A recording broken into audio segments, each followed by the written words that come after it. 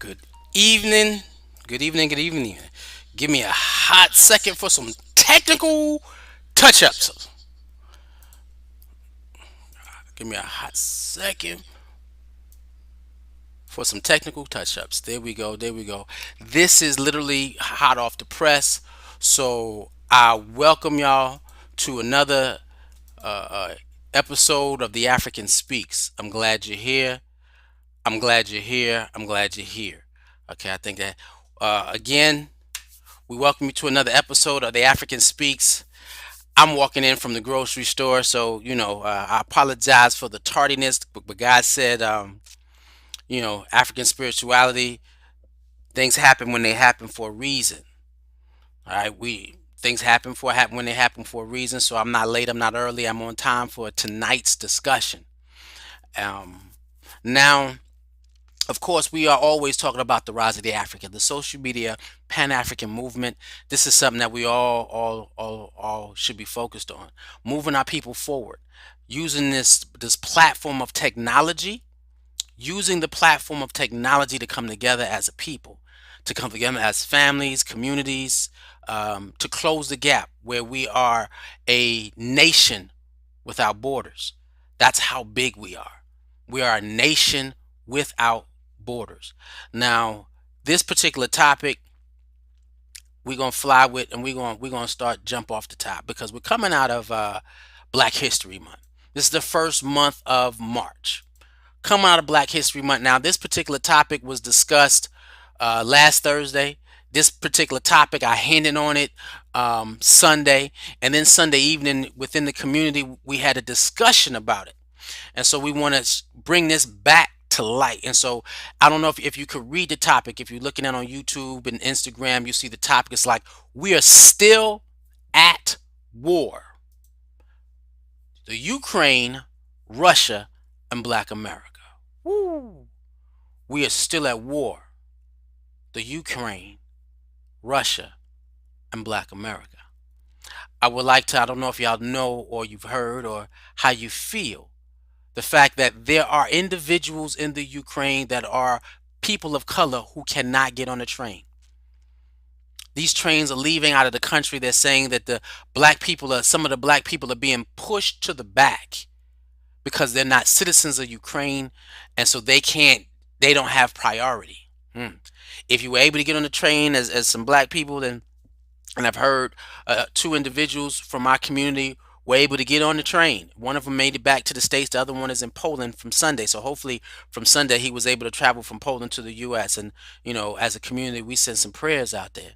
But then when you look at the news and you hear what's going on, black people are trying to get back to America and they're being denied. Why? The melanin. Is that right or is that wrong? Melanin. Whoever's in line, and then I don't know if you saw the news where they were shooting shots at the train station to try to clear people from the train to get on, but wasn't nobody budget. They knew that Ukrainians were shooting in the air to scare other Ukrainians so everybody can get on the train, so nobody budged. We know that it ain't the Russians, so why are we running? We trying to get on this train, and they're trying to escape war. Now, in this conversation that we had within our community, where they were saying that, and we had educators who were highly upset and emotional behind the issue of black kids trying to explain to black kids how these other children in another country are being, they're in war. And my take on it was, of course, it was revolutionary. I'm very deeply compassionate about what the traumatic issues that we may have as a people, um, watching another people go through what we go through daily, because we know that we are a type of people that have been living in a toxic war state environment all our lives. Now the war is not it's not prevalent. It's not on us, but we understand what that toxicity builds in terms of our black reality. And so I did say that this was a opportunity. I said this is an opportunity to raise the consciousness mentally, emotionally, and spiritually of black youth. I said it ain't a happenstance that we coming out of Black History Month. No, it's not. When you're looking at something from a Pan-African perspective, open your eyes, broaden your gaze, see a more complete story as it reflects on you and your own personal journey. Everybody in this picture was at war. Everybody was in this picture. Shirley Caesar, W.E.D. Du Bois, Frederick Douglass, Malcolm Luther King, Malcolm X, Obama. You see Angela Davis in the back. We were all at war. We were at war with a country that was using psychological warfare against us before they were using physical warfare. And some of them, in terms of police brutality, are still using physical warfare. And so how do you take a child and get them to understand what is happening around the world? Well, when you switched from not explaining to your kids as they grow to a level of understanding of what we go through as a people, and you disconnect this journey. Now, sometimes you do have to build a hedge, but you have to build a hedge around a child where when he walks outside that hedge, it's not a shock because he won't be able to exist. But this was a perfect time to teach the issue of human rights versus civil rights and the fact that there are people on this planet that don't want to see anybody with human rights. We don't have it in this country. We already know we don't have it in this country. So when you sit down and say you have women who walk down the street saying, "Is my son next?" That's a war. When you're watching news with bated breath to see if we get justice for brutality, that's a war. We cannot forget the toxicity that we live in. This is a war zone. And so when you're talking and you're interacting with children, saying that they are what you see on TV is what black people have been fighting to overthrow ever since they got us here.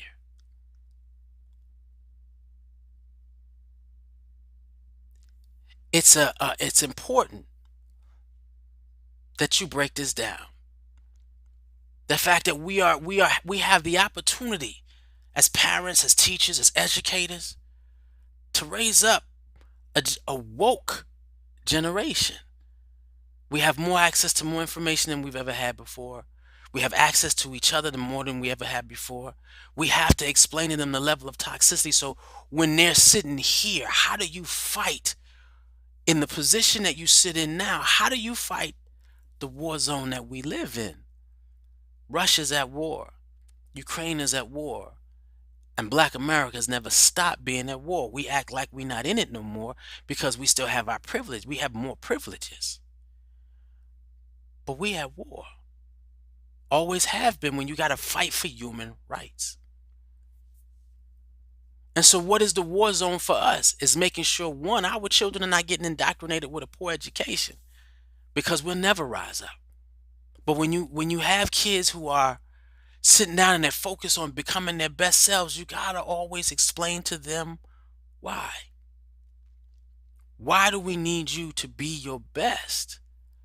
Because we got as far as we can go with everything that those who have gone before us have done. However, the job is not finished. Introducing them to the responsibility that God placed on us. Well, maybe one day when you're great, maybe one day when you're strong, maybe one day when you're powerful, you can change this.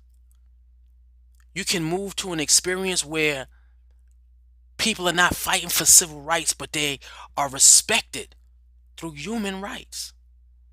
What else would you want to have them live for? Chasing your dream, being a baseball player, basketball player, football player? No. That's how you earn an income. Hmm. That's not what God calls you to do. That's your income. It's a difference. Especially for us who are talking about kingdom building. You can't raise kids without explaining the toxicity of the world in which we live in. It don't work. It don't work. They will fall apart. They will crumble unless they know the truth. We have to be able to broaden our gaze and figure out, wait a minute, we're coming out of Black History Month, and we said Black History starts January 1st, ends on December 31st. That's first. Because if you're always teaching your child the history of Black America, let alone come to the Saturday class where we're doing African spirituality and they see how great we were, and they hear the conversations on how the Greeks and the Romans were jealous of the Africans who were teaching them everything and wanted to control all of it, not respecting their human rights, and wanted to govern them and give them their civil rights, which is only a contract between governments. Understand, this is we at war. We still at war, and you got to find a way to take the smile of our children and give it the responsibility of our soldiers of a spirit. You have the ability to change this. Your level of warfare is spiritual awareness of who God has called you to be. Only a true king and queen that walks this earth will give the rest of the world their human rights. Who else is going to do it for the world but a people who understands what it means to surrender to God? Everybody deserves it. This is kingdom building. This is that process. This is that journey. How do you look at it? I've been in conversations after conversations about individuals of trying to explain. Yeah, we are now part of a generation that has not achieved much of anything. If you grew up in the 80s and 90s, you're born in 2000, nothing. This experience shows us. Let me get it. This experience shows us that it's not over. How? Because even in the art of war, where a country is being destroyed, we are being denied human rights. Can I get on the train? Can I get to the embassies in another country? Can I go to Poland to get out of here? Can I? You black. They didn't say they were holding back American citizens. No. And I have to take a look at that to see, because again, this is spur of the moment. I just walked in the door, jumped in, and jumped on.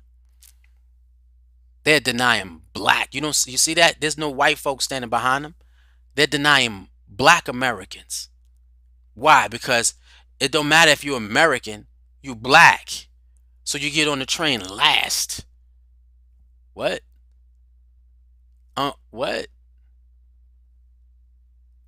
What? And if y'all don't realize, and that doesn't make me angry, makes me open my eyes even more. That in the art of war, when they go to war against each other, it doesn't matter if we innocent in it. We still black. So when you're dealing with this conversation, it is about human rights. And we've been at war for the last 400 plus years trying to get our human rights. Some individuals stopped at civil rights. And because we have civil rights, we all ready to retire, party, and travel. Not looking at the true reality in which we live. because we want to ignore it, because the amount of energy it takes to be at war in your spirit, to make sure. Now, that's not something physical, but that's a spiritual state of being where you're always conscious that I'm going to fight to kingdom build. I'm going to struggle to kingdom build. I'm going to do what I have to do and what I can to kingdom build. So it doesn't matter where we are around the country, we ain't getting mistreated. And then maybe we can sit down and discuss on a global scale. And do I have it? Yeah, ooh, let's go. Let's switch here. We can discuss on a Pan-African global scale, where you see where everybody, you see the numbers of where the Pan-African community, where we are. And that's just the top 20 countries. And look how many of us are there. Maybe we can get to a position of organization and development, responsibility, and kingdom building, and begin to truly sit down at the table and discuss global policies. Mm. And show and share what it's like to have nothing and say, look, all we want to do is be what God has called us to do. And so we want to show you what it looks like when people have human rights. This is why Putin, he said, y'all can't say nothing to us. Why? Look at what the history of your country, how you turning your nose up to us after what you've done to a whole people, several groups of people in several countries. Doesn't work. It's not right. It tells you that our job is not done. We should be able to have organizations connected in every country where we can discuss, interact, and negotiate global policy and communicate. And where if our people are stuck in somebody else's war, be able to say, hey, no, let them on the train and bring them home. Why? Because we everywhere. This needs to be a discussion. We've never been out of a state of spiritual warfare and physical warfare. We haven't. Name one where you can say that this particular location in the diaspora has strong, powerful Pan-African leadership that negotiates on a global scale and can talk to leaders in other places about human rights the world over. The only people, the only people who can do this are those who are definitely made by the hand of the Creator, which is us. We would never, well, I hope that we would, some of us. That's not who we are. And so, as you begin to speak about these things and you see the atrocities and you're calming them down and you're helping them understand that this is something that is inherent in a people who have always been jealous when they have less than other people. And so they take and take and take so that they feel good and confident about who they are. That's what our struggle's been about. We've been fighting other people's jealousies and greed. We understand in the experience of the Ukraine. Who else can sympathize with them more than us? The Jews can talk about, say, we can. Not more than us. We understand it because we still in battle. So when you sit down and you explain it and you talking to the kids and you help them understand the violence that's there, help them understand the violence that we've gone through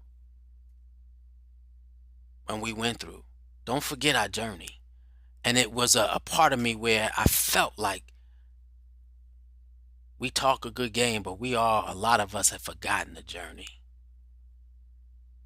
This is our spiritual warfare with an unjust world, not just a government.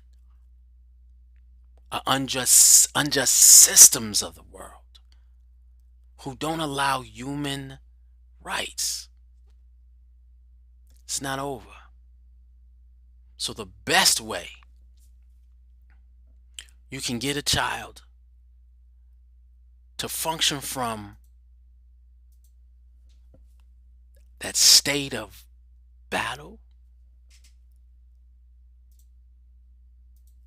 is through enlightenment. Teach them how powerful they are.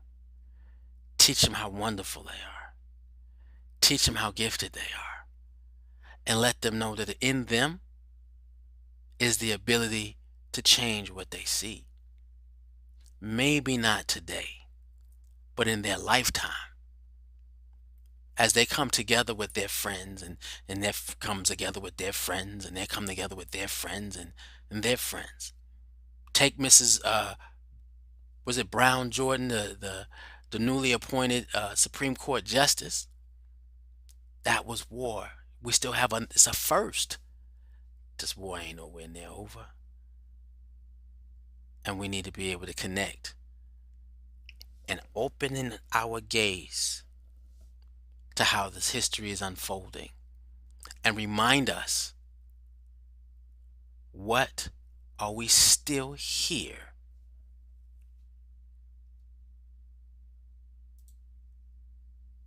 to do?